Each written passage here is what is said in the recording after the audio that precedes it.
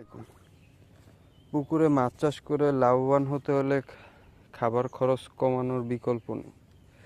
খাবার খরচ কমাতে হলে প্লাঙ্কটন তৈরি খুবই জরুরি।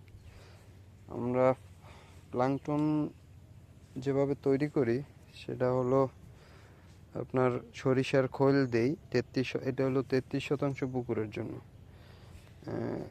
সরিষার খোল দিবেন 7 কেজি, তারপরে আটা দিবেন 7 কেজি, বা নার্সারি ফিড দিতে পারেন যদি বাজেট ভালো থাকে, অথবা ভুট্টার গুঁড়া। তারপরে চিটাগুড় দিবেন আপনার 3 থেকে 4 কেজি, 3 থেকে 4 কেজি চিটাগুড় দিবেন। আর হলো ইস্ট দিবেন, যেটা হলো ওই যে রুটি বানানোর ক্ষেত্রে ব্যবহার হয় ইস্ট দিবেন 250 গ্রাম। আর হলো আপনি ফাইজো ফিশ আছে এসকেপ কোম্পানির, ফাইজো ফিশ দিবেন 33% পুকুরের জন্য 33 গ্রাম।